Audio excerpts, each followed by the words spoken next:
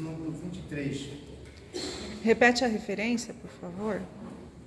1 Tessalonicenses 5, 23. O mesmo Deus de paz vos santifique em tudo, vosso espírito, alma e corpo, sejam conservados íntegros, irrepreensíveis, na vinda do nosso Senhor Jesus Cristo. Esse texto fala do homem todo, né? Ele foi falar da necessidade do trato do homem físico,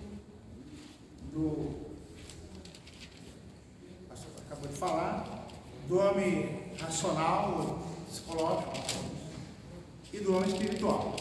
O apóstolo fala de uma divisão chamada tricotômica.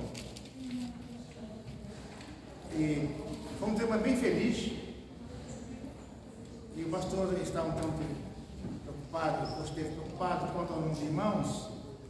E quando eu me converti, comecei a estudar a Bíblia, entender um pouquinho a fé, eu fiquei pensando por que Jesus, em 3 anos e meio de estudo, ele formou só 12. Chegou a ter 5.000 pessoas que comiam do pão para participar da chamada montanha. De um dia, quando ele falou que sua carne era comida, só sem bebida, 500 alunos foram embora, 505 foram embora. E eu fiquei pensando, Jesus podia ter formado 1.000, talvez 5.000, que teria resolvido o problema de evangelização mais rapidamente. Depois, quando amadureceu um pouco, fui estudar e entendi que um mestre só tem condições de treinar caráter, mentalidade, preceitos bíblicos espirituais com até 15 discípulos. Aleluia. Não é igreja que você pode pregar para 5.000, 10.000. Agora, treinar de perto, discipular de perto, para impingir no discípulo o caráter, a percepção, os sentimentos e os preceitos do mestre como Jesus, o máximo 15 pessoas. E queridos, o vinde de Mateus 3 e o ide de Mateus 28, o vinde e o ide tem uma distância de 3 anos e meio de estudo, equivalente a 16 anos no nosso calendário escolar. 3 anos e meio de estudo do tempo integral, noite e dia, na escola de Jesus. Mesmo assim, Jesus ensinou muito bem, mas um dos 12 ainda não passou na última lição, a lição de fidelidade, chegando a trair a Jesus, tem necessidade de eleger um substituto, porque no batismo do Espírito Santo, na Pentecostes, quando o Espírito Santo iria batizar a igreja, os apóstolos, para investir de autoridade espiritual, tem que estar os 12 representantes do reino de Deus, cada um representando das tribos de Israel. Então, Matias foi eleito, mas Jesus ensinou bem, e a gente fica pensando, 9% mais ou menos do discípulo de Jesus, que é o Judas, falhou. Será que Jesus ensinou alguma coisa errada? O pastor acabou de dizer que a vida cristã é feita de escolha. Adão arruinou a raça humana porque escolheu errado. Se Deus não tivesse colocado a árvore da ciência do bem e do mal no jardim, o homem não teria livre-arbítrio, não teria livre escolha. Deus poderia não ter colocado, mas Adão seria um robô, não teria vontade própria, não teria felicidade, e nem felicidade, como o boi. O boi não é feliz nem infeliz. O elefante, o leão, pode ser domado, não tem livre-arbítrio, não tem inteligência racional.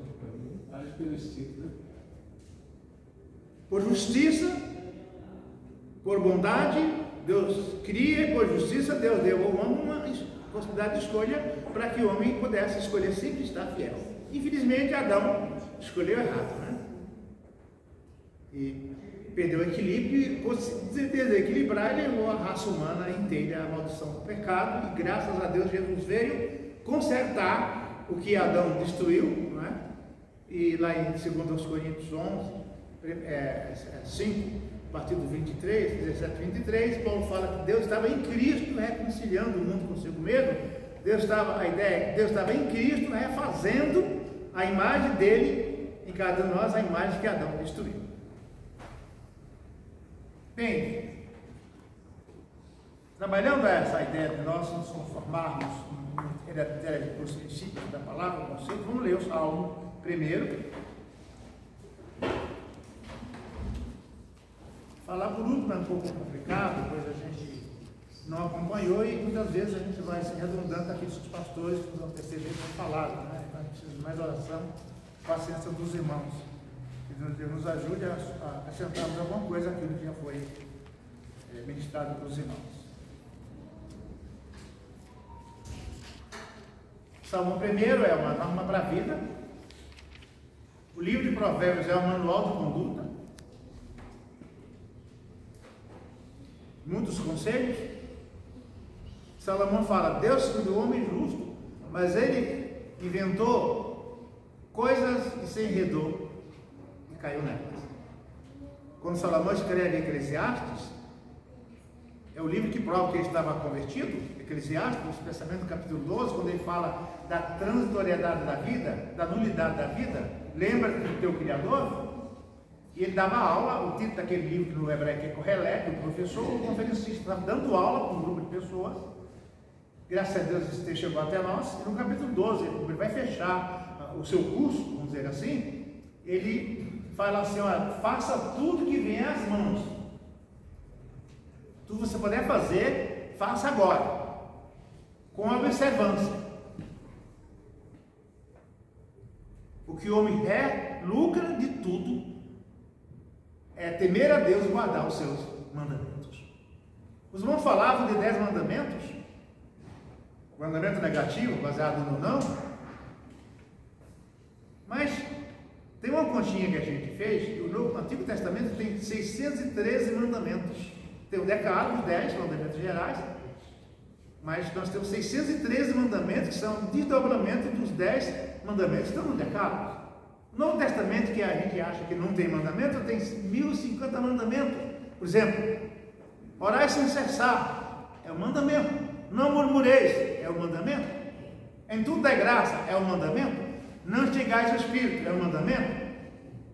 O mandamento sempre está no imperativo afirmativo ou imperativo negativo, mas é mandamento. E temos milhares de promessas bíblicas, e elas só serão nossas quando nós cumprirmos o que Deus determina. Por exemplo, quando eu fiquei novo convertido, eu comecei a competir, me comparar com Abraão, e tive medo de Abraão sacrificando seu filho. Depois eu quase tive inveja de Abraão, que se tornou amigo de Deus. Eu me alegrei tanto com Salomão, quando eu tinha 18 anos, a idade que eu vim para a fé, e ele recebeu uma visão de Deus: pede-me tudo quanto tu quiseres. E ele inteligentemente pediu sabedoria, não pediu poder, riqueza, deu sabedoria, e foi agradável a Deus. Mas eu continuo lendo, daqui a pouco Salomão se desvia, eu entrei num quadro depressivo, quase morri. Porque Deus, eu sou um baianinho lá da Caipira Matuto, vim lá na mata, não conheço nada, e vim agora para a fé, e Salomão, que não é o dono da sabedoria, se desviou, e o que vai ser de mim? Entrei em depressão mesmo.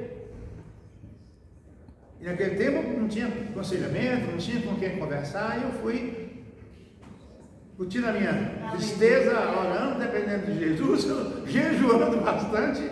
Uns 15 dias depois, veio uma resposta de forma tão nítida. Deus falou assim: ó, Abraão é Abraão, eu cuidei dele, e você é você, também cuidarei de você.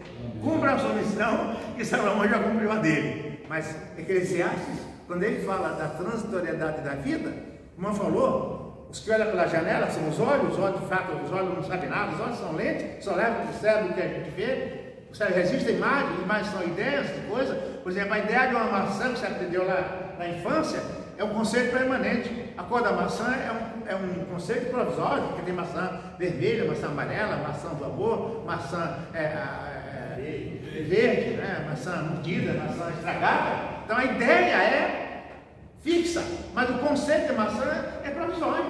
E nós fomos formados na cultura bíblica, cultura da igreja, e tem irmãos que têm 50 anos de igreja, 50 anos de escola bíblica, que são doutores em teologia prática, doutores, e até mereciam um título. Eu sempre acho que nós somos um pouco injustos, não? Com irmãos que frequentaram a escola bíblica com tantos anos, sem faltar com ela deu 2 anos de escola bíblica, 2 meninas, e não faltava.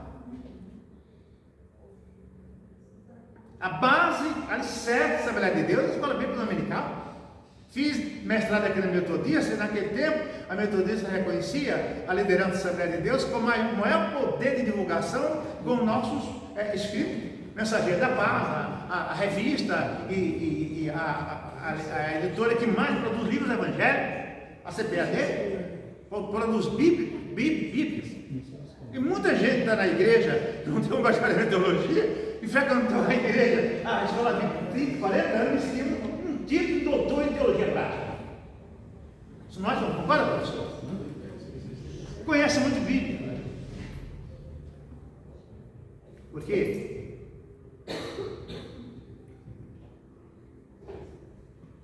Quando ele fala, bem-aventurado é o homem ou a mulher que não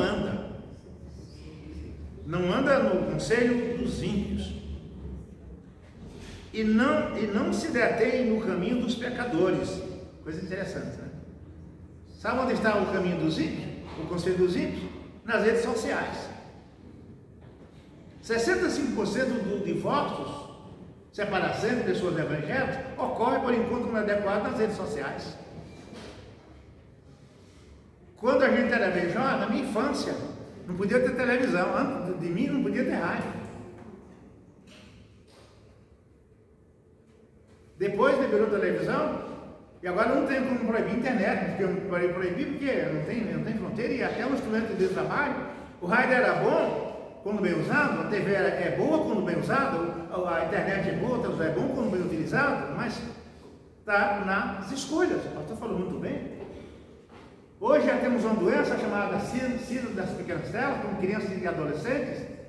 Sou terapeuta de adolescente, a gente atua em escolas, num projeto chamado Criança Feliz, e tem um monte de gente com problemas mentais por conta do uso inadequado das redes sociais. Atendi um moço com 72 horas na internet, assustou, teve um surto de loucura, o pessoal achou que estava demoniado, quase mataram e bateram a Bíblia nele, até que me procuraram e eu orientei que eu levasse para um neuro para tomar medicamento, então um surto psicótico. E muita gente não lê mais a Bíblia, está ali, né? Online, tudo bem, mas eu consigo grifar a Bíblia online, tudo bem, não para uma emergência, tudo bem. Mas eu tenho umas 10 Bíblias, Bíblia de estudo, e já li dezenas de vezes, e eu duvido que as pessoas que têm a Bíblia no celular tenham tempo de lê-la, porque há tanta tentação, tantos fake news evangélicos, tantos filmes mentirosos. Você vai abrir de manhã cedo, aí uma pessoa pula de uma noite, Deus está comprando na tua vida. Isso não é de Deus, eu não falo assim. Toque aqui que você vai receber um carro, toque aqui que você vai receber uma cura. Deus fala no coração de quem é. E Deus não precisa dar ofício, porque o Espírito Santo atua diretamente em cada crente. Temos que obedecer, nos referir aos nossos pastores, aos nossos líderes, aos nossos conselheiros, mas você não vai se deixar guiar por mensagens mágicas da internet, das redes sociais, porque você não vai se dar bem. Conselho dos ímpios. Aleluia, Jesus. Não anda no conselho. Conselho é um grupo que toma uma decisão. Fazer ou não fazer alguma coisa. Como o pastor falou, a escolha de matar ou não matar, de ferir ou não ferir, roubar ou não roubar. Eu fico assustado com a estatística que diz que a cada dia, cada pessoa mente uma média de 10 mentiras por dia, no mundo todo. Cada ser humano comete até 10 mentiras por dia, no mundo todo. Temos 8 bilhões de pessoas no mundo. 8 vezes 10 é igual a 10 vezes 8 bilhões dá quanto? 8 bi. 80 bilhões de mentiras por dia. 80 bi. Estamos ministrando um curso sobre apocalipse, ou escatologia, numa perspectiva do terceiro milênio, ficarão de fora os que amam os homicídios, os mentirosos, os idólatras, os assassinos, os impuros e todos quanto amam e praticam a mentira. E João fala que qualquer pessoa que disser que não mente, já está mentindo. E como é que o crente mente? O crente mente de forma involuntária, quando ele conta o testemunho que não é verdadeiro. Por exemplo, uma pessoa, eu li que um sargento estava no combate ao crime, o cara deu um tiro nele, a bala bateu aqui no peito, varou o Novo Testamento inteiro, chegou no Salmo 90, no versículo 7, a bala parou. Se falar isso é mentira, que a bala desrespeitou todas as palavras de Jesus, chegou na palavra de Moisés e parou. Será que o Salmo 90 não é mais poder do que qualquer outra coisa? É mentira isso aí? Foi coincidência de parar ali, não? Porque o papel amorteceu a bala, ou você salvou, mas você não pode dar um testemunho sem avaliar, porque não tem fundamento. Então eu posso mentir como crente de forma involuntária, mas é mentira também. Por isso, lá no monte, no Getsemane, quando Jesus estava na primeira fase da sua entrega total como cordeiro e sacerdote que foi, olhando com os discípulos, ele levantou, era 3 horas de vigília, na penúltima vigília ele levantou e falou: vocês não conseguiram orar comigo nem 1 hora. Todos dormiam de intensa tristeza que a pessoa depressiva tende a dormir. E quando voltou de novo, estava dormindo, aí Jesus falou: agora vocês podem dormir, porque a hora é chegada. Mas eu vos digo: orai e vigiai, porque o espírito está pronto, mas o corpo que não se tratou, não tomou a vacina, não se cuidou, não foi para o médico, é fraco. E o texto que lemos, que todo o vosso espírito, alma é mente, alma é mente, as faculdades cerebrais, as faculdades racionais, as faculdades emocionais, as faculdades intelectivas e corpo. E quando eu era louco, os irmãos oravam: Jesus, quer jejuar para derrubar esse corpo por terra, essa carne é muito por terra. E a gente acha que a carne é o corpo mundo, mas Deus habitaria no lugar imundo. Então, os preceitos bíblicos que preservam a santidade para a boca, a santidade para o casamento, a santidade para os olhos, a santidade para a mente, porque eu sou o que penso. Na nossa formação, desde a infância, nós interiorizamos 83% por aquilo que vemos. O que é que nossas crianças estão vendo hoje? 11,5% nós aprendemos pelo que ouvimos. A audição e a visão são responsáveis por 94,5% do que nós somos em termos de formação, de caráter, de pessoa, de cultura. Ficando o resto para o palato, para o olfato e para o tato. O homem é 83% do que ele vê. Jesus fala dos olhos como luz do corpo. Se os teus olhos forem luz, quão granduz tu serás. Paulo fala: as más conversações corrompem os bons costumes. Deus do céu, quanta banalidade. Por dia são transmitidas uma média de 500, 150 milhões de mensagens pelas televisões, jornais e redes sociais. Ninguém tem poder intelectivo para decodificar todas essas mensagens. E a maioria delas são críticas, são amargas, são perturbadoras. Temos que ser muito criteriosos quando temos tempo para mim. O Salmo 119 é um salmo que prima o tempo todo pelos preceitos de entender, conhecer, guardar e praticar os mandamentos do Senhor. Foi um salmo escrito por Esdras, e na língua portuguesa, só o versículo de número 172, ele não fala da aliança, dos mandamentos, dos preceitos, do estatuto da lei de Deus, só em português, na nossa tradução, não sei outras traduções, mas todos os outros versículos falam. Tem 22 estrofes, cada estrofe com 8 versículos, todas falam dos mandamentos, dos preceitos, dos testemunhos, do estatuto da lei do Senhor. E esse salmista, provavelmente Davi, coloca a norma para uma boa conduta. Bem-aventurado, muito feliz ou felicíssimo a pessoa, o homem, a mulher, o jovem ou a jovem, que não anda no conselho dos ímpios, nem se assenta, nem se detém no caminho dos escarnecedores, nem ainda se assenta na roda dos escarnecedores. Antes de qualquer uma dessas coisas, tem a sua alegria, o seu prazer, a sua satisfação na lei do Senhor, e na sua palavra medita de dia e também de noite. E temos aqui, lá no texto que lê em Tessalonicenses 5, lá do 18, Paulo fala: orai sem cessar, em tudo é graça, regozijai-vos sempre, não negai o espírito. É mandamento. Orar sem cessar é mandamento. Está no imperativo afirmativo. Aleluia. Em tudo é graça, é mandamento.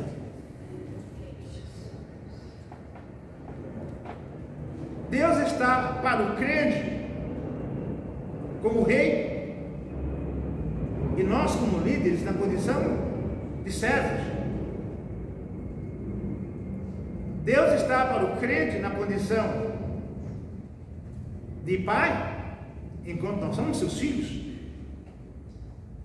mas nunca seremos elevados à categoria de filhos sem sermos servos fiéis. Jesus ensinou aos seus alunos, como disse aos discípulos, a diferença de aluno e discípulo é que aluno, o mestre, o professor, não consegue moldar a conduta. Tem um monte de alunos agressivos, desrespeitosos. Sou professor, dei aula ano passado e ele está sempre líder, meus filhos estão na escola, eu fui viúvo, não tive filho primeiro de casamento, casei com a mansão, e Deus nos deu o João com 11 hoje, o Zé com 16 anos, um está na Fundamental 1, Fundamental 2, a gente está sempre lidando com a escola, eu dou palestra para professores, a gente sabe como anda o ensino, não há respeito a professores, porque o professor não tem como mudar a conduta. O professor só consegue transmitir ou passar informação acadêmica. Conduta e moralidade se aprende no lar. Mas temos um descompasso muito grande nas famílias de hoje, e muitos dos irmãos que estão aqui ouviram, nós ouvimos o tempo todo, Provérbios 22:6, instrui ou ensina a criança no caminho que deve andar. E veio uma promessa, uma resposta. E quando ficar velha, adulta, não se desviará daquele caminho. O que é que deu de errado se tanto dos nossos filhos, tanto dos nossos jovens não ficaram na igreja? Será que a irmã não ensinou certo? Será que o pastor não ensinou certo?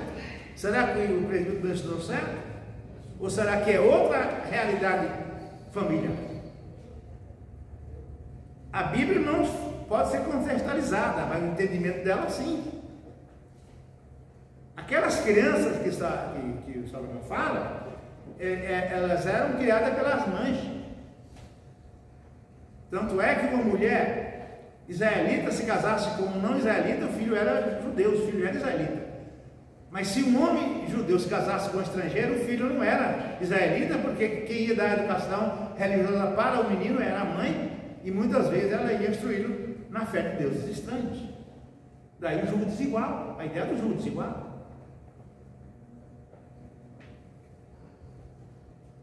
E a mulher do dia, muito zelosa, ela ia ensinar os mandamentos de Deus para a criança, e aos 3 anos de idade ela entrava na escola para estar alfabetizada na língua hebraica ou aramaica, e aos 12 anos de idade ela era declarada responsável pelos mandamentos de Deus diante de Deus, diante da sociedade. Por isso Jesus entrou na sinagoga aos 12 anos, e toda criança sexo masculino podia entrar na sinagoga e interrogar os doutores, porque era uma espécie de faculdade, eles estavam formados para a vida, conhecedores profundos dos mandamentos de Deus. Não dá para comparar nossas crianças, que às vezes conclui o 9º ano, não sabe ler bem e escrever, não tem muita cuidado em língua portuguesa, não conhece o hebraico. Nós, um bacharel em teologia, briga para aprender hebraico, não para falar, mas para ajudar na exegese, para fazer uma tradução, porque o hebraico bíblico é uma língua morta, o hebraico moderno é bem diferente. O grego, que a gente estuda o grego, o grego do tempo de Jesus, É um grego difícil, é uma língua morta. O grego moderno é diferente do grego bíblico. Então, nossas crianças, e as mães, elas trouxeram de bebê para a igreja, pequenininhos, foram bem instruídas dentro daquilo que a igreja passa com educação de EBD, quando divide por faixa etária as crianças e coloca pessoas habilidosas para tratar essas crianças, para instruí-las. O que ocorre é que lá no Antigo Testamento, até a partir do Novo, nós tínhamos um sistema de família patriarcal. A decisão do pai era uma decisão pela família inteira. Por exemplo, Atos 2:32 não se aplica à minha vida hoje. Não se escandalize, por favor, isso é antropologia bíblica. Paulo fala ao carcereiro, queria se matar com medo de que ele fosse embora, ele perdia o corpo, podia ser morto, acusado de negligência. E Paulo diz a ele, Atos 16:32, crê no Senhor Jesus Cristo, ele será salvo por a tua casa. Não se compreende hoje, porque eu sou crente, meu irmão não é. Porque não temos mais um sistema de família patriarcal, que é a decisão do pai sobre a família inteira. Na mesma noite, a família dele foi batizada, os empregados foram batizados, mas hoje não dá para fazer isso. Eu me converto, vou ter que batizar meu filho na marra, vou ter que batizar meu pai, porque eu sou o líder da minha casa, batizar as pessoas que trabalham comigo. Não posso fazer isso, gente. E quanta gente deprimida porque esse texto não se aplica em sua vida. E Provérbios, como é que fica? Provérbios 22:6 instrui a criança.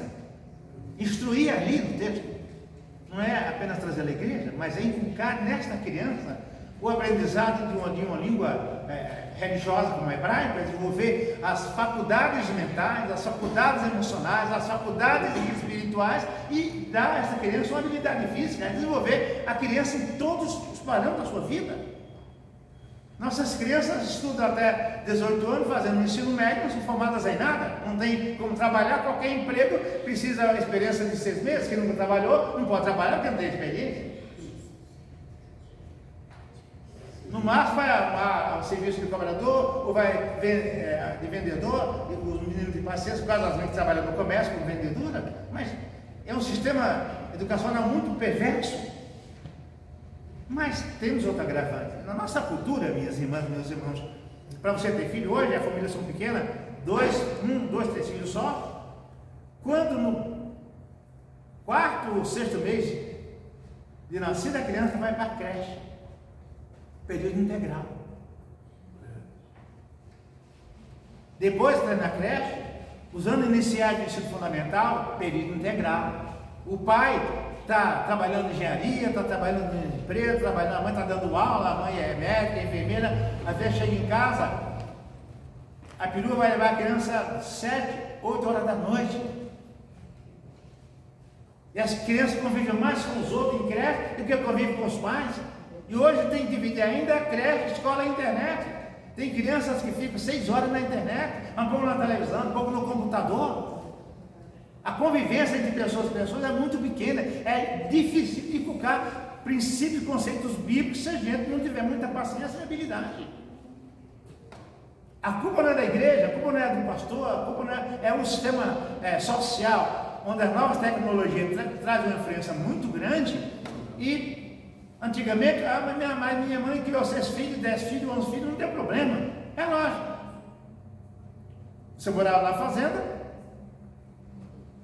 o pai trabalhava logo ali, a filha mais velha levava a marmita para o pai, o filho mais velho já ia trabalhar com o pai, atacando lavar, chegava todo mundo em casa, via todos em torno de um padrão cultural muito tranquilo, não tinha influência de redes sociais, não ficava na creche 14 horas por dia, não ficava em período integral, era muito mais próximo da convivência, os valores familiares.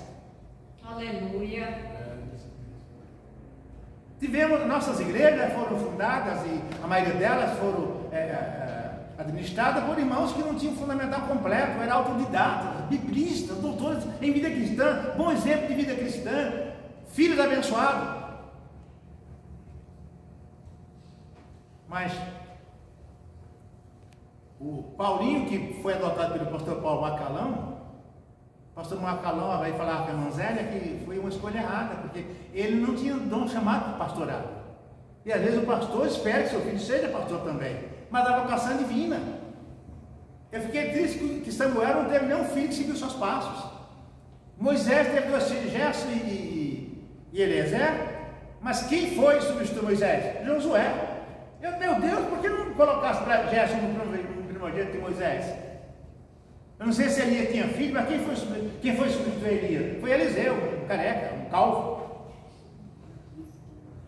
Na nossa cabeça, né? Tem que ser o filho. Às vezes Deus chama, Deus pode vocacionar o filho do pastor, o irmão do pastor, mas é vocação divina, não é? Pastor não pode vocacionar, não dá dom, pastor não dá dom. A igreja reconhece os dons que Deus dá, mas a pessoa precisa fazer a escolha certa, buscar a graça divina para ter os dons que Deus oferece, que Deus promete, porque a hora é buscar e com zelo os melhores dons. Nós oramos para curar o câncer, nós jejuamos para curar a lepra, jejuamos para não morrer de Covid, jejuamos para não morrer porque levou uma queda, foi atropelado, mas nós jejuamos para receber os dons. Isso aí é um livro, Os Desafios da Igreja do Terceiro Milênio. Não comprei esse livro, você deu da vida e paciência para escrever este livro, e eu baseei em Atos 2,42, como que era a igreja primitiva. A unanimidade era o segredo dos milagres. A gente ora e jejua para Deus mandar a gente, mas a discórdia entre nós, até entre os obreiros, discórdia entre mulher e marido, discórdia entre pai e filho. E o segredo de crescimento da igreja de Atos, da igreja primitiva, não estava só no jejum, não estava só em campanha, não. O segredo, Lucas conta ali, ele estava unânime na doutrina, na instrução, nas palavras para que os apóstolos ensinassem. Unânimes. Eles eram unânimes na comunhão. Ninguém tinha nada exclusivamente seu, o meu melhor, o nosso melhor, o melhor para todos. Mas quando o melhor de um é melhor do que o melhor dos outros, faz como Ananias e Safira. Faz como Alexandre Latueiro, Demas e tantos outros que traíram a missão de Paulo. Faz como Corá, Datã e Abirã, que se levantaram contra Moisés. Faz como Judas, que queria ganhar dinheiro na capacidade de Jesus fazer milagres. Ele acrescenta. Eles eram unânimes, irmãos, nas orações e no partilho do pão. Perseveravam. Aí ele fala, olha que bonito, ele fala, era uma alma na multidão, Eu já vi irmãs, grupo de oração, orando para Deus tirar o pastor que foi recém-possado, porque ele é diferente. As irmãs fazendo jejum e oração para Deus tirar o pastor que foi recém-possado, que ele tem bigode, ele é incisivo. Irmãos orando para Deus tirar o pastor. Não tem unanimidade em nada numa igreja assim.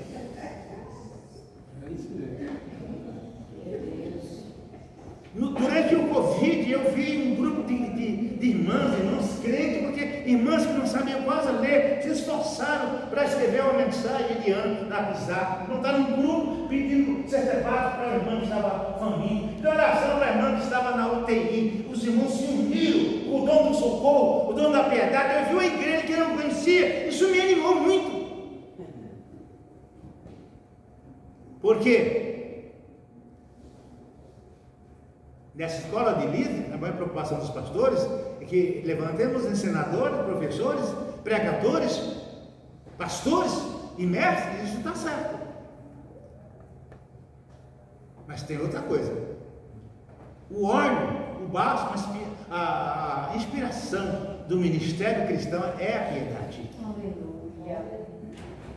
Porque lá no reino celestial, Jesus diz que muitos virão de vários locais, batendo na porta e falarão, eu não sei quem são vocês. O cara fala, eu sou reverendo, fulano de tal, que preguei simultaneamente para 40 nações, ganhei milhões de vidas, curei 300 paralíticos, sei quantos céus, curei cancerados, mas não sei quem são vocês. Como assim? O seu nome não está aqui.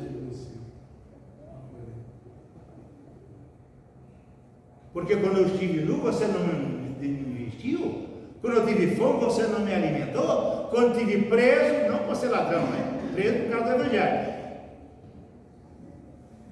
você não me visitou.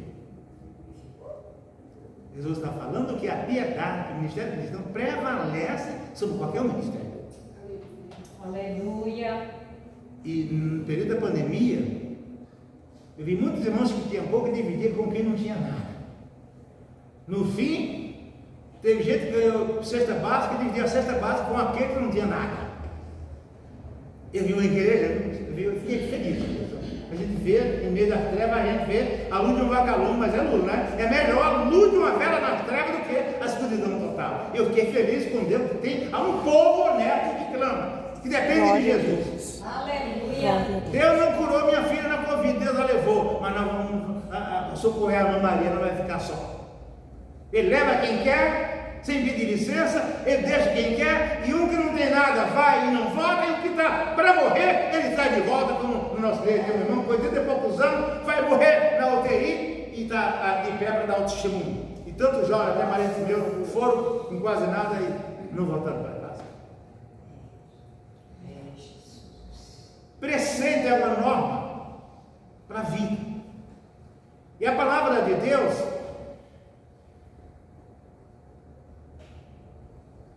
propõe nos informar, nos informa bem através das pregações.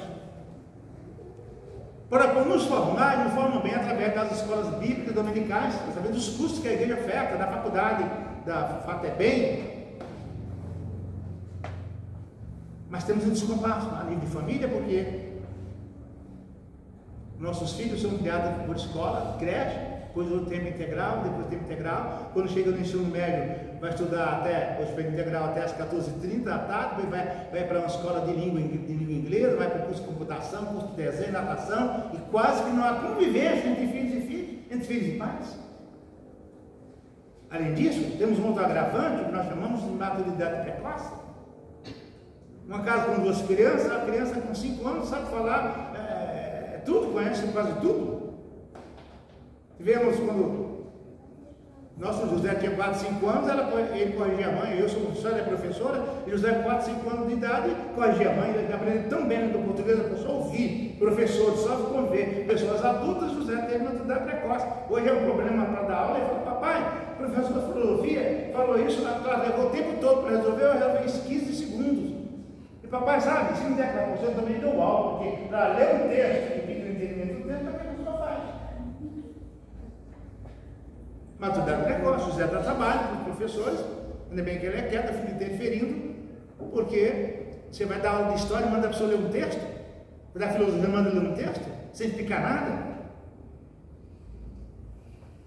Língua portuguesa, a pessoa está no 6º ano, lê o texto, faça a interpretação, não conhece nada de gramática, nada de verbo, nada de nada. É quase assim. Alguém finge que ensina e outro finge que aprende. Tem que dar média por pelo menos 5, né? As escolas do Estado, falta o ano inteiro de ter professor de química, tem matemática, mas tem que passar de ano porque não pode reprovar. Vocês que são jovens, tem que estudar. Leia o tanto que puder, não se limite à internet, leia, estude. A pessoa é o que lê, quem nada lê é isso que é. Cruel, né? Por isso, sua alegria, sua felicidade está na lei do Senhor e na sua palavra medita de dia e também de noite. Será que dá para fazer isso?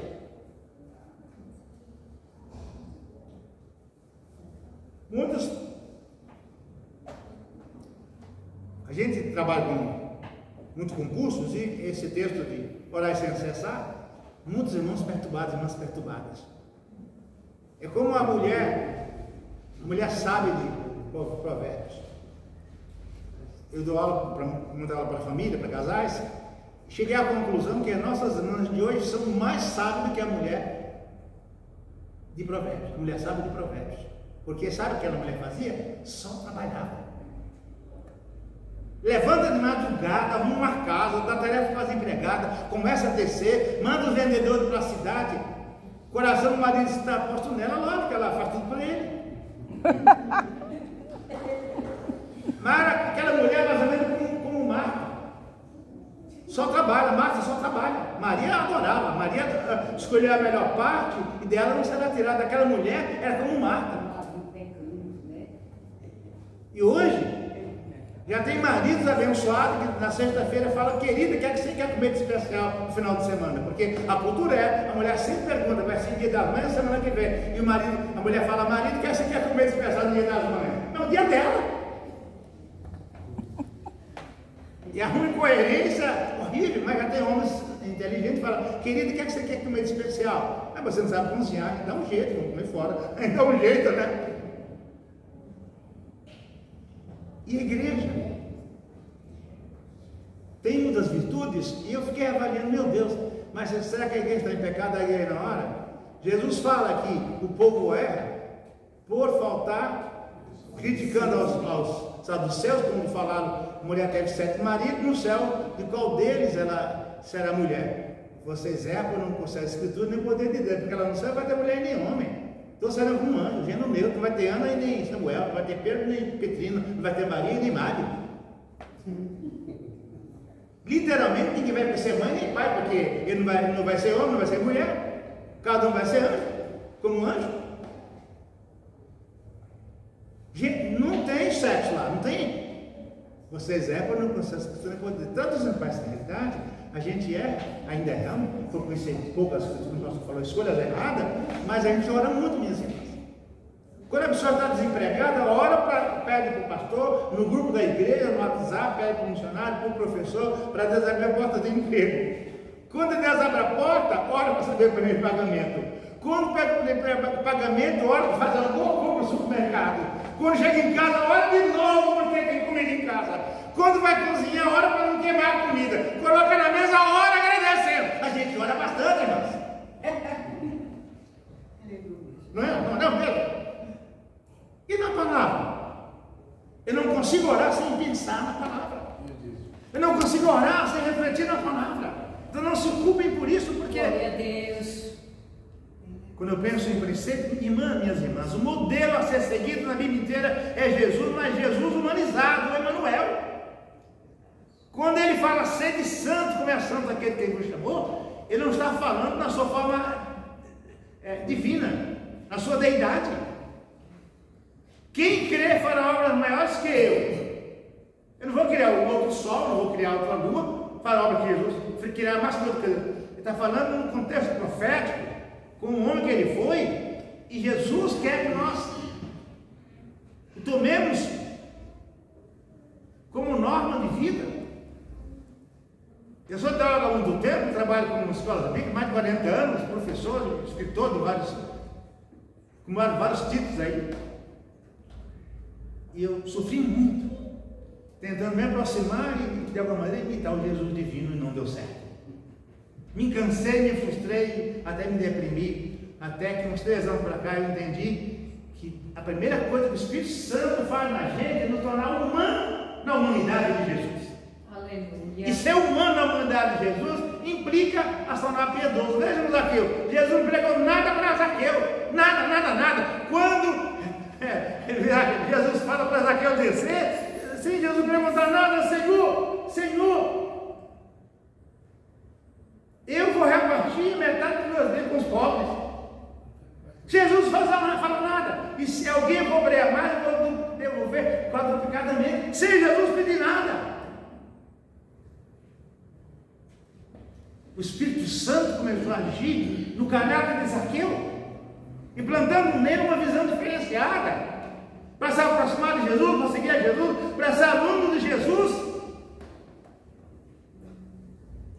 Temos que negar nós mesmos, meu primeiro preceito. Entrar na escola de Jesus, temos que negar nós mesmos. O que é negar nós mesmos? Deixar os vícios, as conveniências, as escolhas erradas, professá-lo como rei, servi-lo como servos.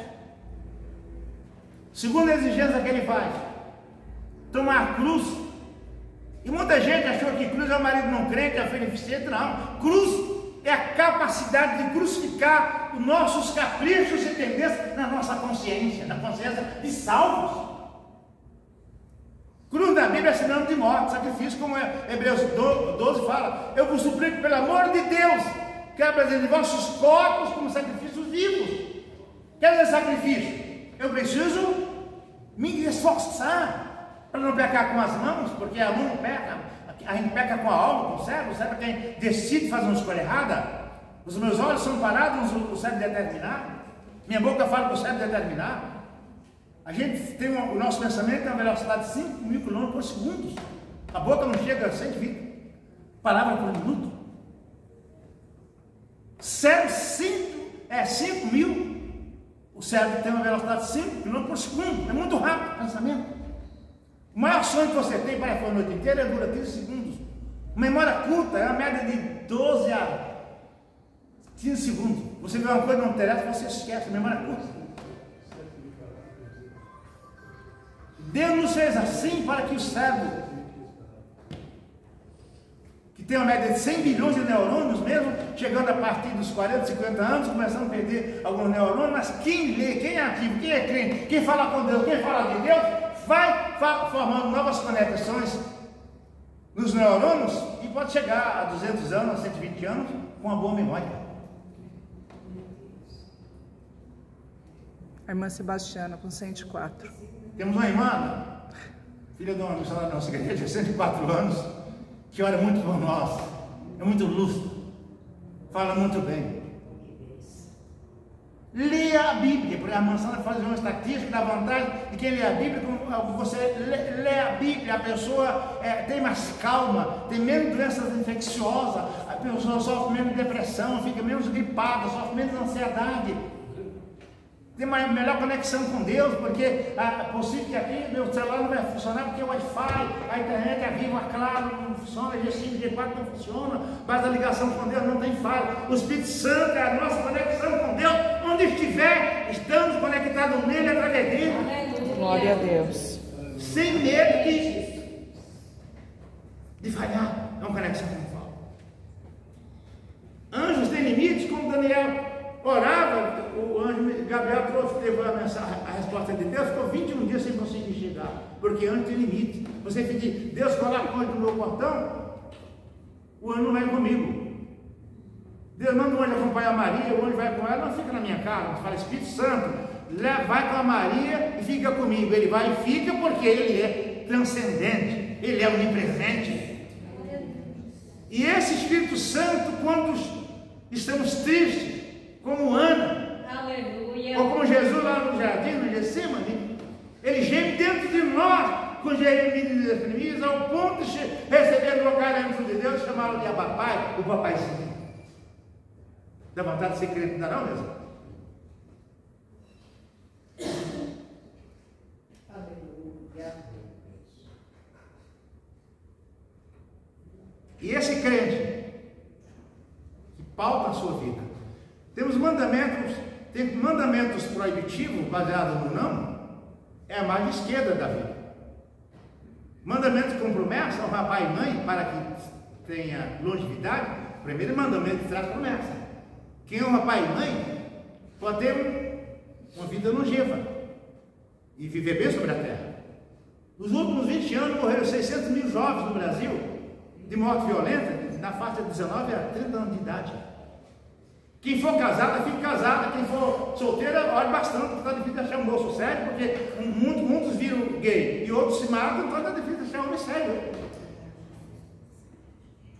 Quem tiver com alguma dificuldade, procure o pastor, pede aconselhamento, fique casada, porque está difícil achar homem sério.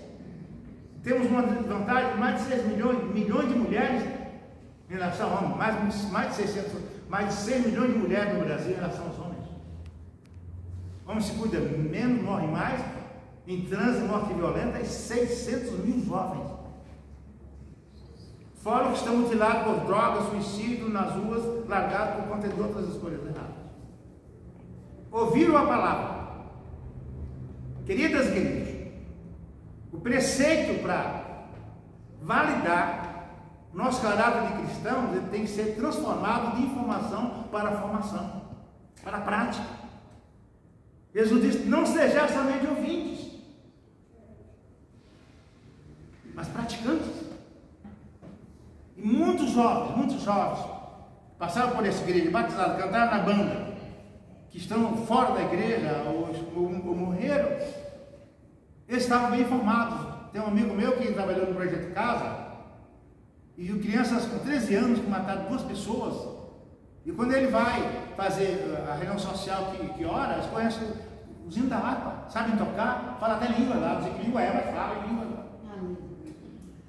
Conhece muito a palavra, mas eles conhecem a palavra como Satanás também a conhece. Satanás conhece muito bem a Bíblia, mais do que qualquer teólogo, mas ele só conhece de informação.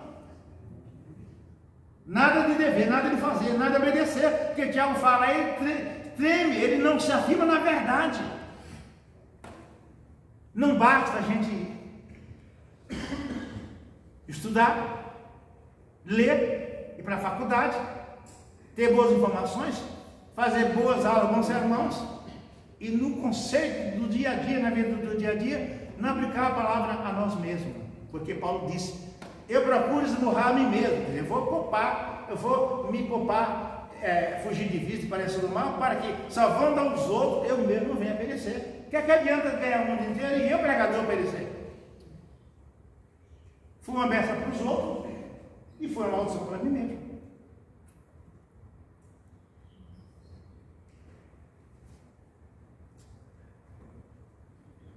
Quando Jesus morreu,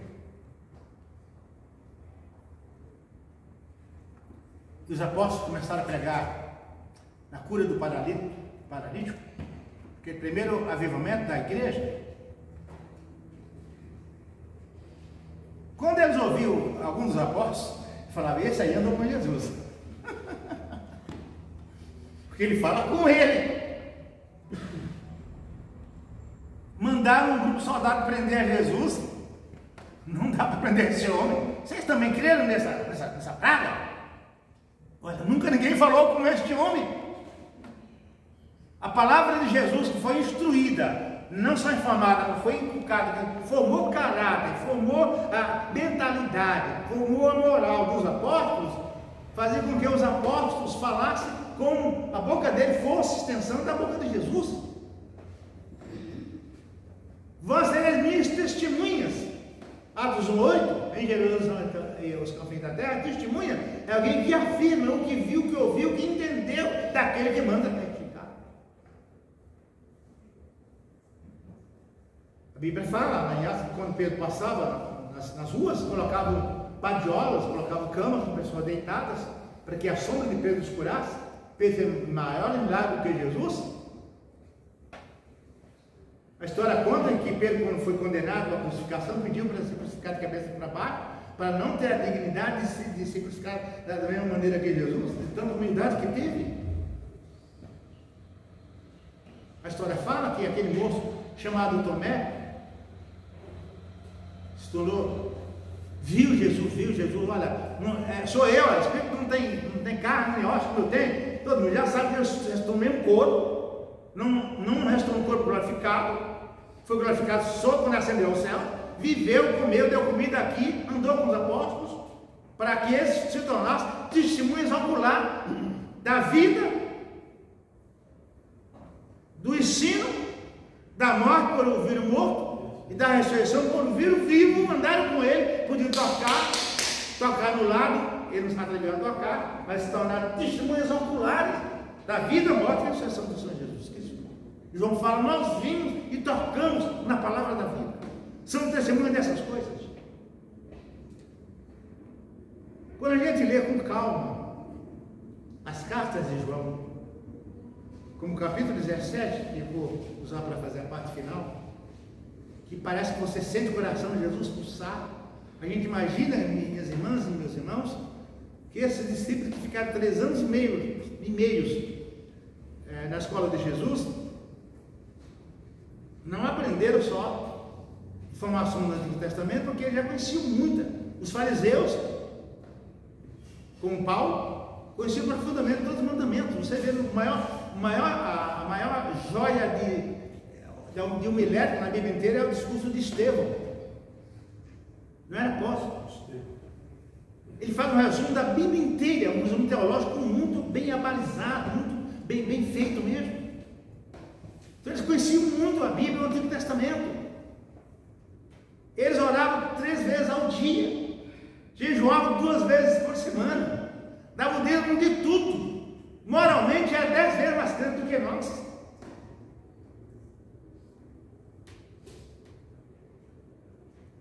Mas rejeitavam o rei da vida. Em toda essa religiosidade faltava a piedade, como no caso da mulher adúltera. Quando acusaram Jesus que trabalhava no sábado, falou: se o teu jumento cair no buraco, você tem que trabalhar no sábado para salvar o jumento. Então, o jumento, a pessoa vai mais do que o jumento.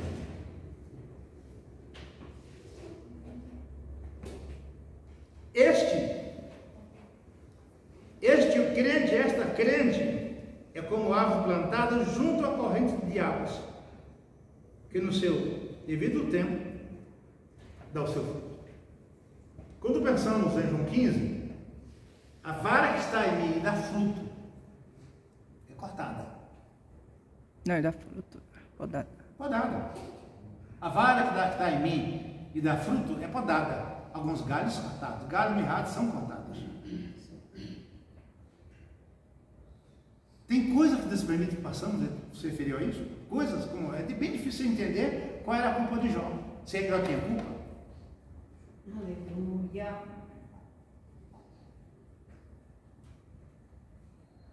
Acabamos de dar um estudo sobre Jó. Quando a gente imagina a medida de pressão para a construção, você tem que ter um prumo, um nível, um esquadro, uma régua, prumo, nível, régua, esquadro, que são as medidas de pressão para a construção.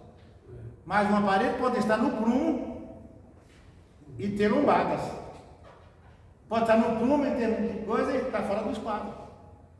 E quando somente você fala, esquadrinha-me, ó Deus, é colocar os cantos do esquadro. E dói.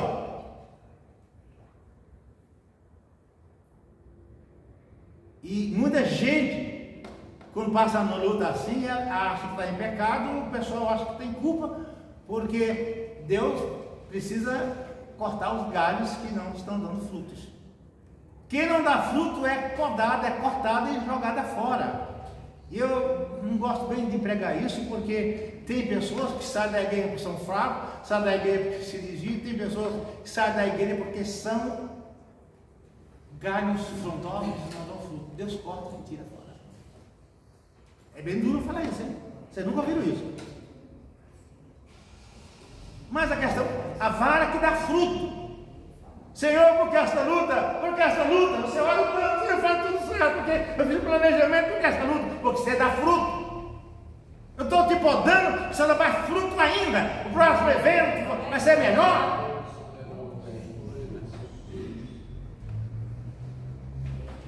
Quando pensamos em fruto, vosso fruto permaneça, a maioria de nós pensava que fruto ali significava ganhar alma.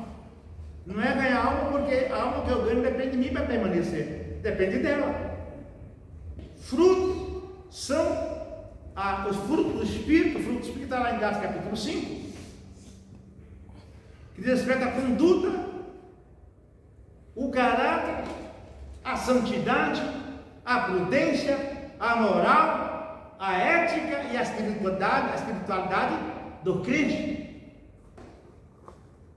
Ele fala, se andardes no Espírito, vencereis a concupiscência da carne. Outra receita, se viverdes em Espírito, jamais atendereis a concupiscência da carne.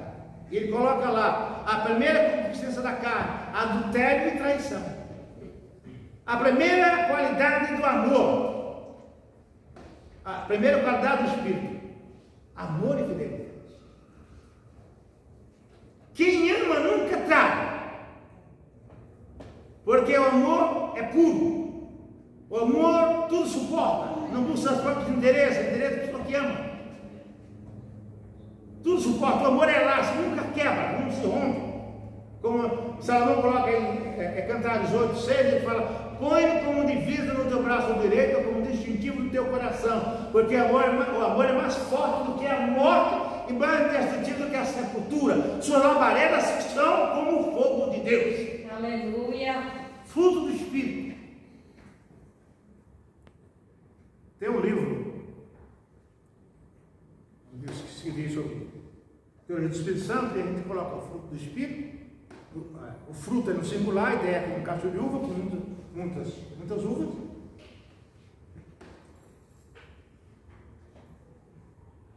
Entendo. Para qualquer um de nós chegarmos a um teor de competência bíblica maturidade cristã, humildade, para sermos indicados para a escola dominical, para a liderança da igreja, nós precisamos obter e conservar fruto do Espírito que, na minha concepção, caracteriza a maturidade cristã. Pedro fala, vocês ainda precisam do leite racional para poder crescer. São crianças espirituais. Leite racional é leite permitida, né? Não pode dar um litro de leite para a criança comer. Leite permitido. Paulo fala, vocês ainda parecem crianças que vêm aos Gálatas. Eu sinto de novo a dor de parto que seja de novo gerado em vós. Paulo diz, quando eu era menino, vivia como menino, mas agora eu sou crescido, eu tenho responsabilidade.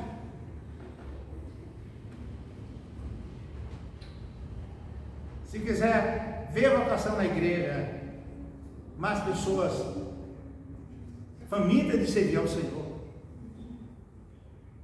ministre mais sobre o Espírito Santo. Foquemos na ideia de fruto, depois do fruto, dons espirituais. Porque o neófito na fé recebe o dom do milagre e pega a coroa de Deus e coloca no seu própria cabeça. E logo entra na heresia, se desvia. Eu conheço gente assim. Começaram no espírito e terminaram na carne. Não se submete à liderança, não tem paciência. Na Bíblia Sagrada, depois dos apóstolos, o maior cara que tinha lá eram os diáconos. Ser diácono hoje parece que não é nada. Eu fiz bacharel de teologia para ser diácono, para ser obreiro. Pastor significa servo de quem serve ao Senhor. O cargo de pastor é mais responsável do que ser membro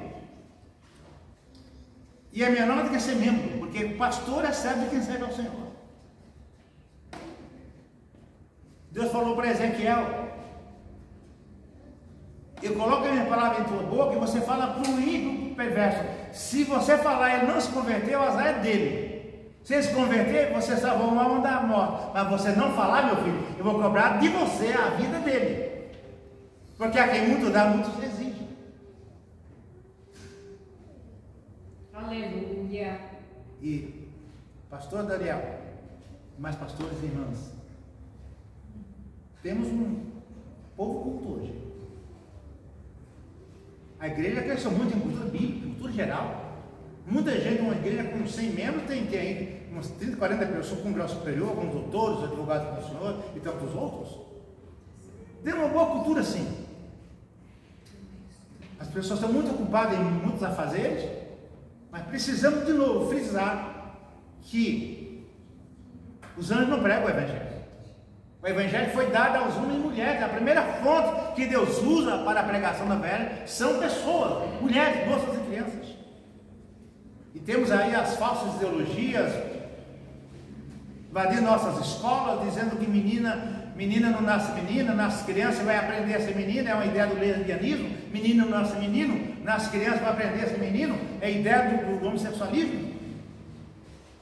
Nossas escolas, toda criança, a partir de 12 anos, começa a ter noções do Big Bang, aula de geografia, de biologia ou de história, e nenhuma igreja, nem ninguém se antecede, realmente todos os adolescentes, crianças, e falar da revelação que é predita, não da especulação, que é uma hipótese. Hipótese é algo que pode ser, mas não foi comprovado. Hipótese não é ciência. Ensina a ideia do Big Bang, da evolução das espécies, que não também foi comprovado. A evolução natural, sim. Meu pai fazia seleção natural na fazenda e eu também, escolhendo as melhores sementes para plantar. Seleção natural. Mas a seleção, no sentido todo que o homem evoluiu do macaco, é uma hipótese, é uma teoria e não foi provado, nunca será, porque não encontraram, é perdido, é um homem meio fósforo, um homem meio macaco, um macaco meio homem, não encontraram os fósforos, e são ensinados para nossas escolas, todas as crianças, passa, ela vai celebrar, a fé que aprende na escola dominical, ela perde lá, porque a pessoa passa umas vilagens de religião lá, no rio lá, é um macaco, depois é um macaco, mas é lá, você vai chegar, então qualquer assim, depois não qualquer coisa. E as crianças veem isso. Não é fácil evangelizar a criança, porque você vai falar o que de Jesus? Vai contar que Moisés foi jogado no cesto de Davi cortando a cabeça de Golias? Vai mostrar o filme de Mel Gibson, aquele filme que massacra muito a Jesus crucificado? A criança só tem 3 anos de idade, 4 anos de idade, vai entender o quê? Criança de até 12 anos de idade só tem 15 minutos de concentração, não tem ainda a sua mente formada para entender essas verdades abstratas, com rua de ouro, rua de cristais. Nós precisamos repensar a educação infantil em nossas igrejas e convocar as psicólogas, colocar quem tem vocação para a escola bíblica, colocar fazer psicopedagogia, psicologia, colocar os advogados, os psicólogos, pastores, professores, para dar aula para essas crianças. E qual é a melhor metodologia para dar aula para as crianças? Com canela aos preceitos bíblicos. Ensina. E eu não consegui, porque vai chegar um momento que a criança não vai querer ver a igreja, você não vai conseguir trazer na mão. Nem sendo pastor, não dá para trazer na mão. Qual é a nossa metodologia para instruir crianças? Agora, vamos chegar na parte prática. Se eu estou dentro dos padrões do Salmo 1, ele fala: tudo quanto faz será bem sucedido. Não quer dizer que não tenha pecado, não temos um vez como Deus pode enganar na vida que ele faz isso. Você fala: fiz tudo certo. Fez mesmo. Você fez o que devia fazer para educar o seu filho, mas você não tinha poder de converter, porque a Bíblia não fala ir de converter, ir de pregar. Você ensinou, instruiu até onde foi poder, o pastor aconselhou, mas a decisão final é dele com Deus. Se falar da vontade de abrir a cabeça e colocar, se fosse assim, o pastor seria um médico que ia abrir a cabeça e colocar uma Bíblia miniatura dentro da cabeça, um chip com a Bíblia. Não funciona assim. E a maioria dos irmãos e das irmãs sofre uma angústia horrível porque criaram seus filhos na igreja, fizeram a coisa certa do ponto de vista eclesiástico, mas eles fizeram a escolha errada quanto a atingir a maturidade. Agora, como é? O que é que eu uso na Bíblia? Qual é o texto que eu vou usar na Bíblia para evangelizar crianças? A melhor escola que prepara professores é a PEC, que tem aqui na Vila Mariana. E a PEC fala que crianças com 4 anos de idade têm que ensinar a aceitar Jesus, senão vai para o inferno. Criança com 4 anos não tem noção plena de certo e errado. Não sabe se arrepender, então não pode ser batizada. Bater do arrependimento, não do constrangimento. Queridos, vou ser um pouco cruel para falar isso, mas a criança aprende 83% do que os adultos fazem olhando, observando. Quando o José nasceu, a nossa casa tinha muitas aves, lá tinha muito pernilongo em casa. E para não jogar inseticida no quarto bercinho dele, eu jogava travesseiro e acertava bem o pernilongo. A minha esposa estava ela acabava de correr na cadeira para perseguir o pernilongo. E eu vi o pernilongo, você matava o pernilongo. Um dia ele estava na igreja, e o José, o travesseiro também jogando travesseiro. Eu fazendo tomar um pernilongo. Eles interiorizam o que os pais fazem. Copiam, interiorizam mesmo. Depois, 11,5% ouvindo. O que é que a gente fala em casa? Não pode falar mal dos irmãos, mas filho, aquela irmã cantou muito alto, estou com os ouvidos doendo, mamãe, não vai falar mal, filho, não é, estou falando da verdade mesmo. Você quebrou o conceito, ou o preceito de não falar mal das pessoas. Menina com 3, 4 anos de idade, a mamãe ficou até meio-dia na escola bíblica, que tem que ensaiar o coral à tarde, está comendo macarrão com queijo, e soprando o ovo do marido. Mamãe não pode conversar com boca cheia. Foi um preceito que a mãe estava criança. Mas a filha não ia com pressa. Quebrou o conceito, o preceito de conversar com a boca cheia. Será que nós somos bons pais nesse sentido? Os exemplos dados em casa, será que são coerentes com a conduta, com o preceito cristão que eu quero incutir em meu filho, como norma de conduta, norma para a vida? Nesse sentido, aí o salmo funciona. Você inculcar nos seus filhos pequenos bons princípios de conduta, ele pode ir para a igreja, mas ele vai ser pessoa educada, vai saber como se comportar, porque a escola não vai educar meu filho em termos de conduta, não vai educar meu filho de pedir licença quando entra, quando sai, não pode conversar com os adultos. A escola não vai ensinar isso, porque a escola, em geral, vai passar conteúdos acadêmicos para atribuir uma avaliação e dar o diploma para o aluno seguir a vida. Mas a educação paterna, a educação maternal ficam para a vida inteira. Mesmo o evangelho que se pregou, ele pode não estar na igreja hoje, mas ele não vai se esquecer das palavras. Quanta gente se converte depois que a mamãe morreu, a mamãe foi para o céu, se converte e agora canta um hino triste a vida inteira porque não tem como dar um abraço da mãe que tanto lutou para ele se converter. Agora, minhas irmãs, meus irmãos, minha oração não pode salvar ninguém de forma unilateral. Se pudesse, não tinha mais ninguém perdido. A minha oração só tem validade quando a pessoa por quem eu oro se abrir para Deus. Deus falou para Samuel parar de orar por Saul. Não vou ouvir mais, pode orar para Saul. Eu rejeitei. E está escrito de orar por todas as pessoas. Mas você fala, Deus, se tu salvar o meu filho, ele vai ser um pastor. Você não pode cumprir esse voto. Primeiro, você não sabe se ele tem uma vocação. E segundo, você não depende de você. Você não é igreja para consagrar o seu filho, não sabe se vai. Não, são coisas que não devem ser feitas. Aleluia. Salvação é individual, salvação é pessoal. Jesus salva o pessoal, não é por força, nem por violência. A palavra que foi pregada, ela não morre, ela fica. Então, minhas irmãs, não se culpem por você, se seu filho não está na igreja, ficou na igreja, seu primo, seu familiar, você fez o que deveria fazer, ensinou como devia ensinar, dentro dos princípios da nossa cultura cristã e evangélica. E nem sempre o filho do pastor pode ser musicista, pode ser administrador, não é?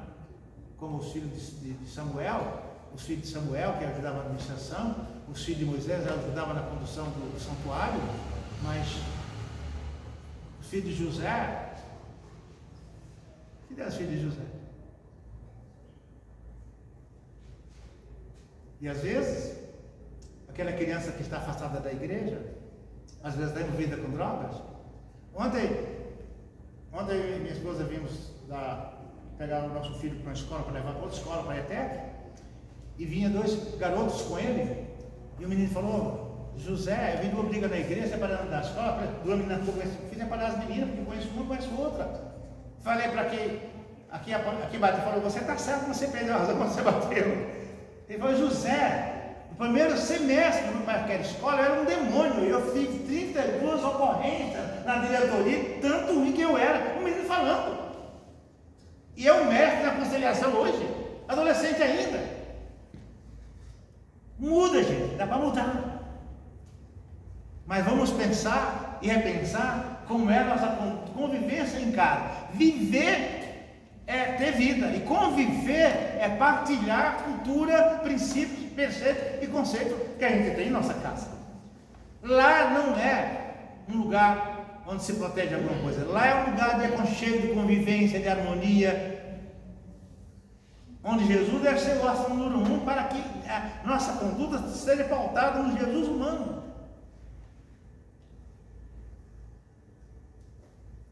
A criança aprende mais naquilo que eu vivo, naquilo que eu falo, naquilo que eu faço, do que naquilo que eu falo.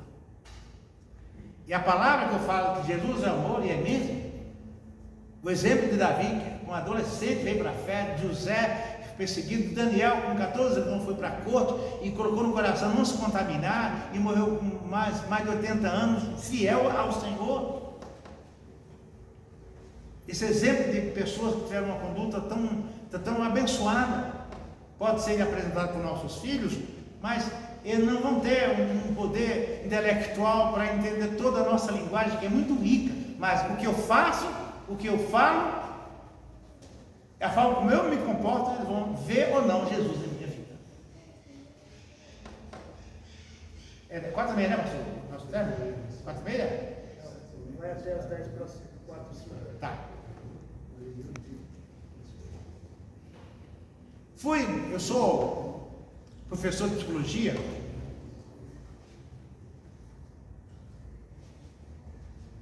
professor de psicopedagogia há muitos anos. E me dei muito bem como professor. Primeiro ano que eu entrei na escola pública, eu fui eleito o segundo melhor professor de redação do Estado de São Paulo, concurso do governo. Recebi muito freio como professor.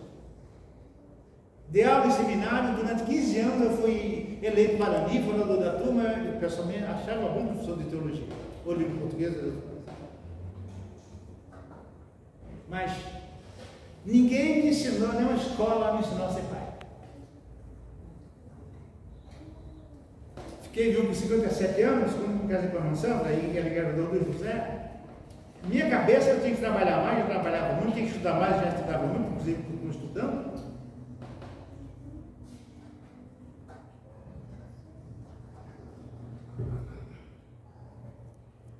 E os 4 ou 5 anos que São Pedro usou José, eu entendi muito mais o conceito de Deus ser pai.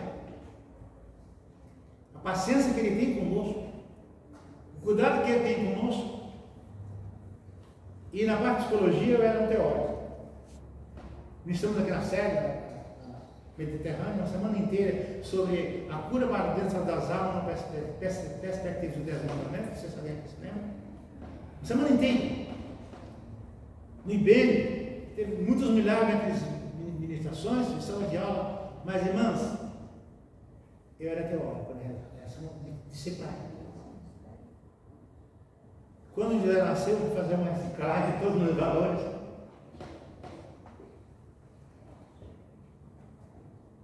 E um dia, no quintal com José,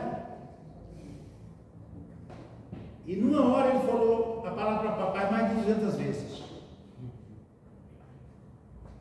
E se cansou de falar papai, fez a musiquinha, papai, papai, papai meu papai, amigo de mim. E a Sandra chegou brava e falou, você não se cansa de ver esse menino falar papai toda vez. Falei, não.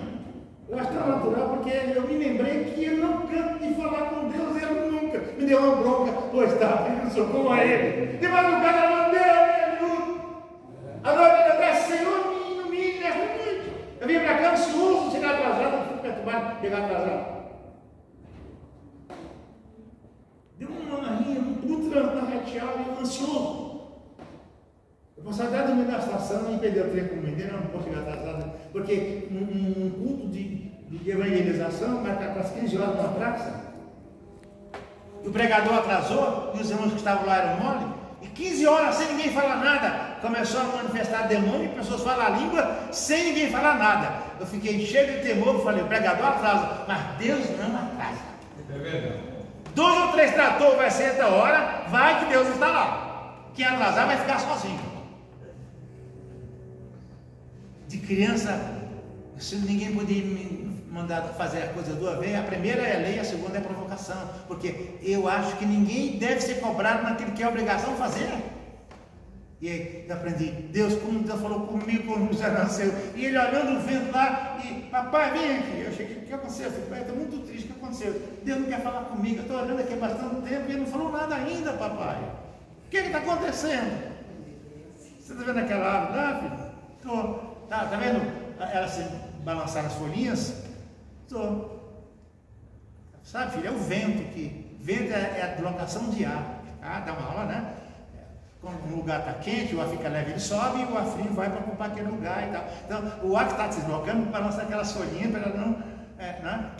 Você está vendo o vento, filho? Não. Então Deus é assim, filho. Deus toca na gente se a gente vê-lo. Fica feliz, Deus está tocando em você. Estou lavando louça, para comida para ela, trabalhava em banco. José não chega aí, daqui a pouco eu só vi o vulto de José pulando de 1,20 m de altura, só coloquei a cabeça, o pé para mostrar a cabeça de José, só viu José. Aí eu vou lavar louça, daqui a pouco José está caindo de novo, eu só consigo pegar José pela perna para não bater a cabeça de novo. Deus faz mais do que isso por mim. Quantas vezes Satanás quis me esganar e Jesus me resgatou? Quantas vezes Satanás quis te confundir e Deus se iluminou? Ele cuida muito mais de nós do que ele cuida do filho. Porque ela estava no hospital para cuidar, quando vira aqui, José caiu na dor. E ele caiu no chão, não pôde fazer nada, ele também estava para ajudar. Mas o Espírito Santo, não, Deus falou, ninguém que vem a mim, ninguém arrebata as linhas, não é aquele que vem a mim. Ninguém toma de mim. Entendeu? Dá vontade de ter fé? Confie no seu descanso nele. Mas a experiência de educar em casa, vocês que são jovens, vejam o que falam, como se comportam, o que falam da comida, e conversa da vida dos outros, porque isso vai marcar seu filho mais negativo ou positivamente do que o sermão que você possa pregar. Quando ele começar a perguntar, tem interesse pelas coisas de Deus, nosso João tem 11 anos, ele teve 2 experiências com Samuel. Aleluia. Eu sou licenciado em biologia e sou muito exigente com o negócio de higiene. O lugar mais imundo de uma casa são as maçanetas do banheiro, porque você lava as mãos o tempo todo, lava a mão, passa higiene, passa álcool, mas não lava a maçaneta. O lugar mais imundo, banheiro público, maçaneta. Você lava, pega um papel, joga fora na maçaneta, o lugar mais imundo, cheio de bactéria. Uma varigeira, 2 varigeiras transporta 500 mil bactérias, 300 mil bactérias. Uma varigeira só. Criança, adulto tem resistência, tem bactéria na saliva. Eu nunca deixo beijar crianças pequenas. Não pode beijar criança, não deixa quem beijar criança. Eu fico muito bravo, chega lá, não lavou nem as mãos, lá vem beijar meu filho, sai daqui atrás. A gente fica meio alienado. E eu beijava o José, o João só na cabeça. Beijava, eles têm o rosto da informação.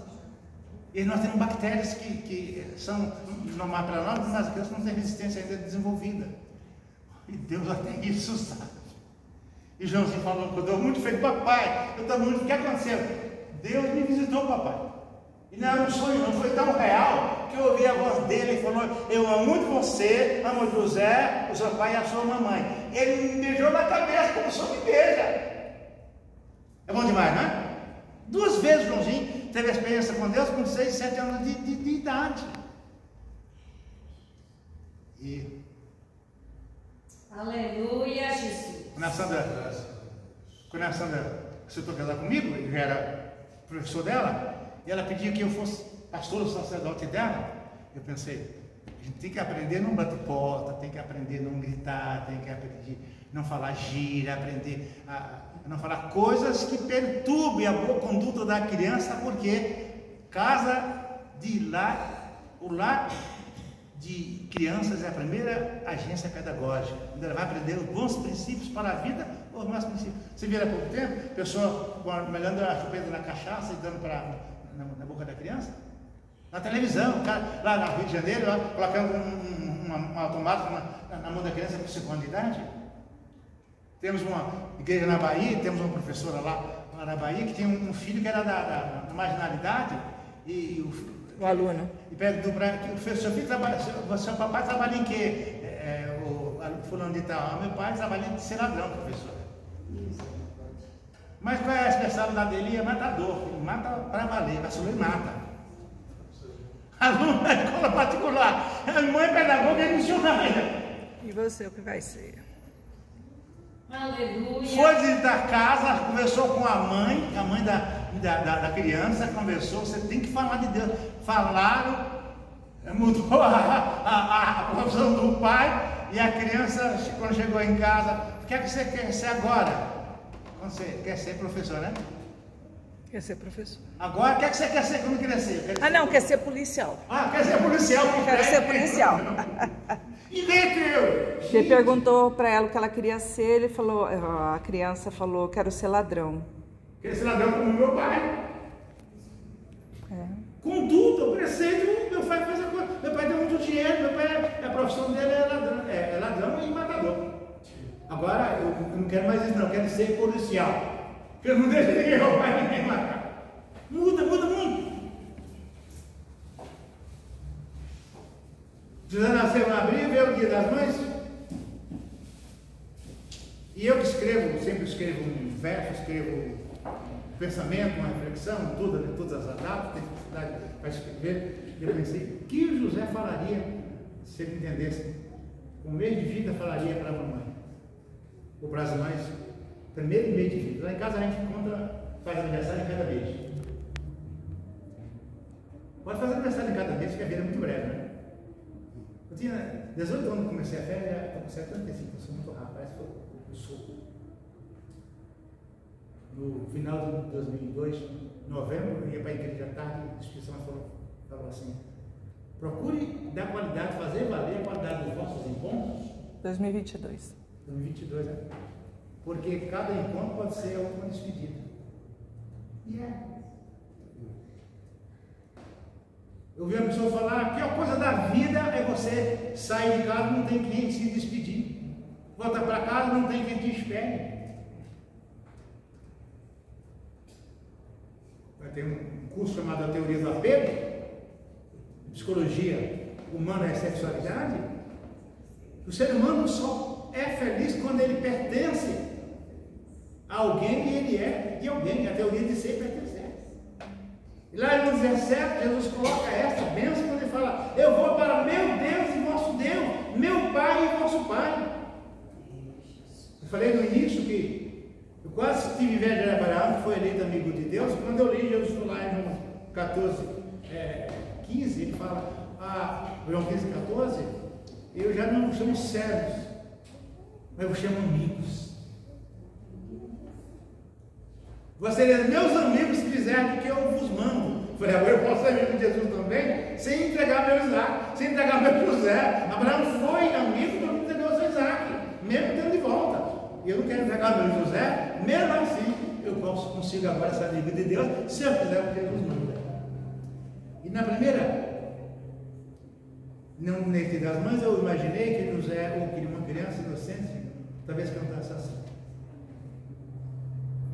falando com Deus: abençoai ao papai e à mamãe, para que sempre ele vive em união, que o nosso lar seja um pedacinho do céu de Jesus Cristo, nosso amado anfitrião. Te agradeço, ó Rei do Universo, e que nos deste uma tão linda criação. De tão feliz nos deste um lar ditoso, para que nele nós vivemos em comunhão. Então, abençoai ao papai e à mamãe, para que sempre ele vive em comunhão, que o nosso lar seja um pedacinho do céu. Deus do céu. Você falou? Minha casa é um inferno, não aguento mais. As aqui brigam e xingam. Onde está o Manuel que não ajuda aqui, lavar a louça. Seja um pedacinho do céu. Jesus Cristo, como o anfitrião número 1, vai nos ajudar a termos uma vida pacífica,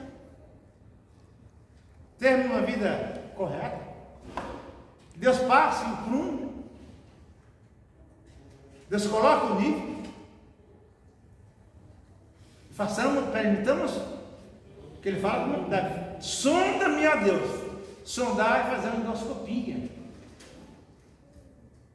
Endoscopia na alma. Paulo fala: examine-se, pois, o homem a si mesmo. Fazer uma endoscopia psicológica lá no âmbito da nossa consciência. A consciência é a voz secreta da alma. O caráter é o último eu, onde ninguém pode escutar, senão eu e Deus. Sonda-me, ó Deus, esquadria-me, ó Deus. Tinha uma moça da nossa escola trabalhando conosco que estava grávida e descobriu que a filha antes de nascer tinha um problema renal. E todo mundo entrou em desespero, achando que ela ia morrer, não ia nascer. E orando pela moça, eu vi uma régua, em visão, vi uma parede até o céu. E vi uma régua, o tamanho da parede, que era movida de cima para baixo. A mão falava: eu estou tirando o que sobra e colocando o que falta. Alguém jogava massa, a régua passava, tirava massa que sobrava e colocava onde faltava. Deus falou: eu estou abençoando a vida da Simone, colocando o que sobra, tirando o que sobra e colocando o que falta. Irmãos, nossa função é crer, esperar, participar dos eventos da liderança, buscar os dons que não temos, porque os dons espirituais são dons, ferramentas que vai unir a igreja de pessoas que têm ministério para fazer aquilo que não está sendo feito. Porque há muitos desafios para a igreja de hoje. Não dá, sair de casa em casa com folhetim não dá muito resultado, mas temos redes sociais, aquele evento na igreja, por exemplo, se você fizer um seminário na igreja sobre orientação da família, para abrir para fora, essa mexer de igreja, de budista, ele dê palestra para budista, para espírita, para ateu, para crente, descrente, numa palestra geral, porque não era uma palestra não era uma doutrina cristã, era uma palestra de família. Falei de Jesus o tempo inteiro. Eu dava aula no estado, via demônio nas pessoas, com os olhos abertos, analisando língua portuguesa, precisava de demônio com frase língua portuguesa. Deus está em minha vida. Se eu tiver a luz de Jesus, ela vai ser refletida onde eu estiver. E nós somos os mesmos. Imagine toda empresa grande investe dos seus funcionários em reciclados com cursos novos. Vocês acham que Deus quer investir em nós também para reciclar a nossa fé? Reciclar o nosso ministério? Se os irmãos tomarem a iniciativa, Deus confirmou, Deus disse sim. O pastor falava um mandamento negativo.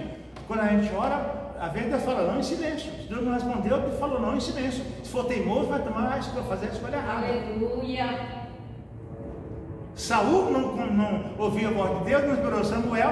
Aí ele foi consultar a feiticeira que tinha expulsado, e demônio falou com ele e achava que era Samuel, e era o demônio, porque se fosse Deus, fosse Samuel, não dizia, mas você está comigo, porque se estava amaldiçoado, iria voar, ia para o inferno, ia seria para onde Samuel estava.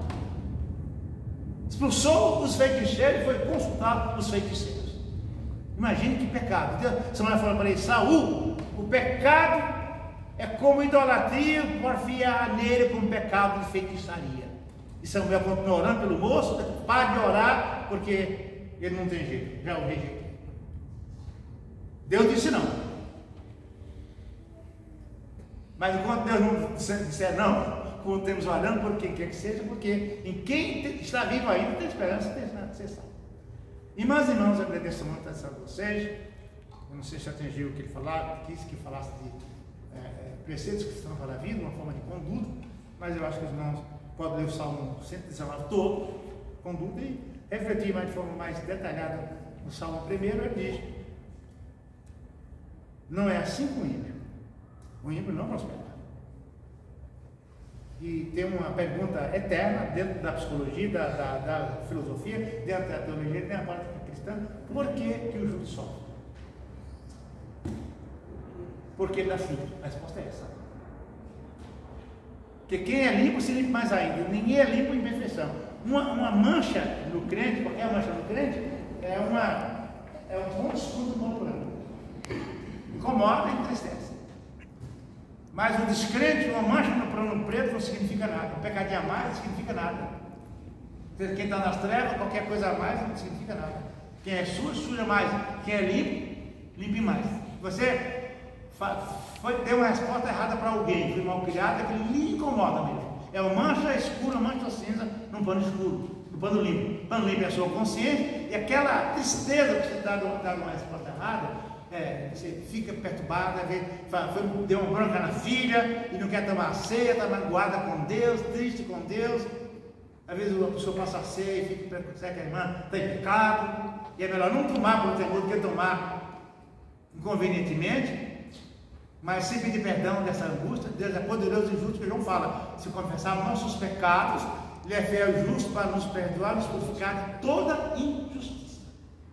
O segredo é confessar. Eu termino aqui minha fala. Se alguém tiver alguma pergunta, posso tentar responder, se for.